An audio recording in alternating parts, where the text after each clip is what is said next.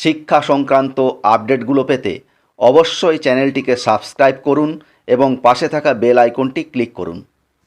নমস্কার, আপনি দেখছেন এডুটেক তন্ময় চ্যানেল। শিক্ষক বদলির তথ্য আপডেট হচ্ছে না সরকারের পোর্টালেই। এই নিয়ে একটি আপডেট। উৎসশ্রী পোর্টালের মাধ্যমে 2 বছর যাবৎ শিক্ষক বদলি বন্ধ, অথচ বদলির তথ্য এই দীর্ঘ সময়ের মধ্যেও আপডেট হয়নি বাংলা শিক্ষা স্কুল ম্যানেজমেন্ট সিস্টেম SMS পোর্টালে। এর ফলে প্রধান শিক্ষক, শিক্ষক এবং পড়ুয়ারা সমস্যায় পড়ছেন। বদলি হয়ে স্কুলে নতুন আসা শিক্ষকরা তাদের ছাত্রছাত্রীদের নম্বর পোর্টালে তুলতে গেলে তাদের লগইন আইডি নিচ্ছে না, কারণ তখনও তাদের নাম দেখাচ্ছে পুরনো স্কুলেই।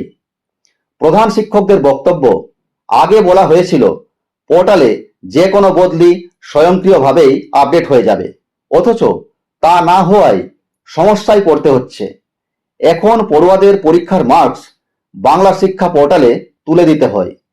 ছাত্রছাত্রীদের ইউনিক আইডিতে তা যুক্ত হয়, আর যে বিষয়ের শিক্ষক মার্কস আপলোড করতে হয় তাদেরকেই, কারণ তাদের জন্য ইউনিক আইডি থাকে। আর এখানেই হচ্ছে সমস্যা। এখনো SMS পোর্টাল অনুযায়ী পুরনো স্কুলেই নাম রয়ে গিয়েছে বহু শিক্ষকের। ফলে নতুন স্কুলে তারা আর কোনো কাজ করতে পারছেন না। এটা ঠিক করার কি উপায়? নাম প্রকাশে অনিচ্ছুক কিছু প্রধান শিক্ষক বলছেন, হেল্পলাইনে ফোন করলে সমস্যাটি ইমেলে জানাতে বলা হচ্ছে, আবার ইমেল করলে বলা হচ্ছে ফোন করতে।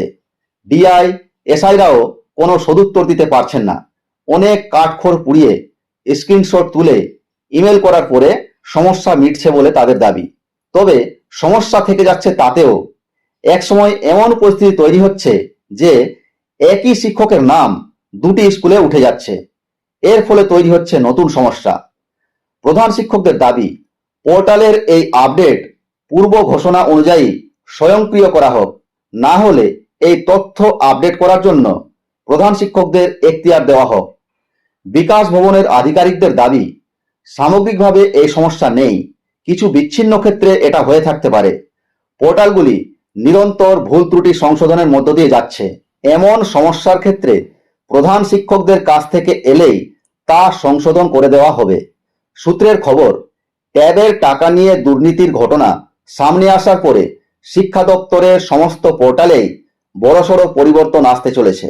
স্কুল সংক্রান্ত এই গুরুত্বপূর্ণ খবরটি আপনাদের সাথে শেয়ার করলাম। ভালো থাকবেন, ধন্যবাদ।